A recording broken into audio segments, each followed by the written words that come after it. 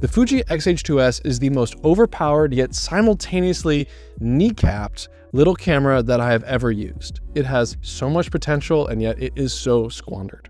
Let's talk about it. I'm a professional video producer and filmmaker in San Francisco. I make content for brands and clients, mostly mini doc and lifestyle work. I've spent a lot of time with this camera recently, and there are things about it that really drive me crazy. Yet it could be the perfect camera. If you're interested in the Fuji X-H2S or any camera in Fuji's lineup for that matter, stick around, we're gonna get into it. Also considering that they'll likely be releasing the Fuji X-T6 and the successor to this camera in the coming months, this is gonna be pretty relevant.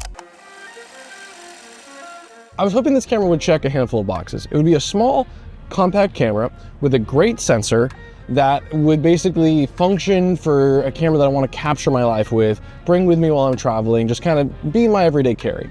And then also be good enough to fully rig out and use in a production setting for work. Because I'm tired of having all these different systems with all these different camera bodies and all these different lenses. I want to just have one set of lenses that work across all of my cameras, and for them to have autofocus for interviews and corporate video production.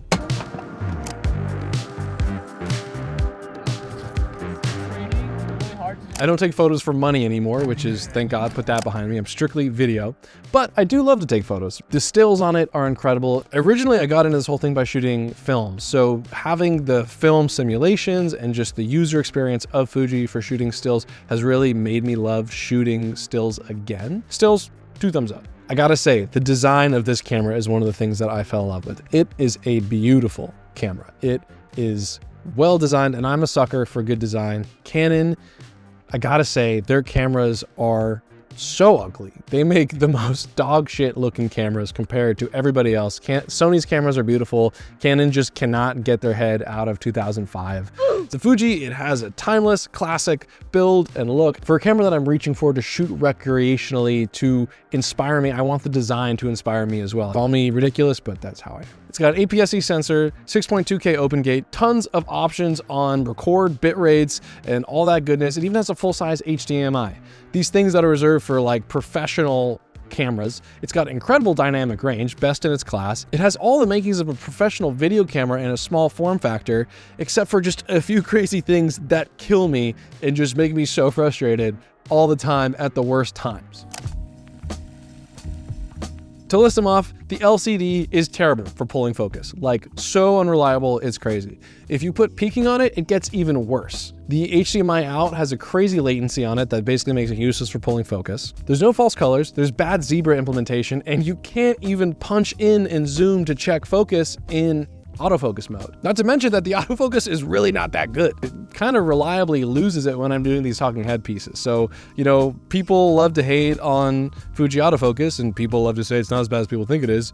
Well, it's not as good as they say it is either. It's somewhere in between. Another thing that drives me crazy is that you can't be in tap to focus mode and whole screen eye detection mode. You need to switch the focus mode to actually be able to tap to focus at the same time. On top of that, you know, there's just quality of life things like the menus are just don't really make that much sense. There's things that are hidden, there's not where they're meant to be. Fuji needs to figure that whole situation out. And it has this crazy sharpening issue where it just over sharpens everything and it makes skin just have this odd edge to it that looks really unnatural and unflattering. And the reason why I'm saying any of this at all is that this camera has so much opportunity. It's such a perfect little camera for capturing life. It's this balance between a really high quality video camera and a really excellent stills camera. So when I'm on vacation, when I'm just living my life and I don't want to get distracted by bringing one of my big cameras around, I can quickly snap some stills and then switch into a video mode and get some high quality video that I'll actually want to work with later on. Now with a full production rig and a good monitor, I can get things like good peaking, false colors, zebras, but it's just a step afar from where I really want it to be. I want to be capable of rigged up as well as stripped down to the bare bones. And when I look at something like a Canon camera, these tools are so well integrated that it just is hard to justify using this Fuji as my production camera. If you gave this camera just a couple software updates to fix some of these things, all of a sudden it would become just my go-to absolute perfect workhorse camera for corporate work. There's been a lot that's been said about the firmware updates for the Fuji X-H2S. People have been begging about it for years, and it hasn't happened, and it's never going to happen. But part of why this is interesting is because last year Fuji released the Fuji Eterna, which is their flagship cinema camera. There's issues with that camera, but there's also some really cool aspects. And part of it is that they built out a cinema interface to launch that camera. So my wish for Santa Claus this year is that when Fuji releases their successor to this camera, supposedly next spring, it will have that cinema interface baked in. That they'll fix all these issues, they'll make it make sense and actually be useful for video production. The funny thing about working in video is that you can spend a lot of money on toys and call it work.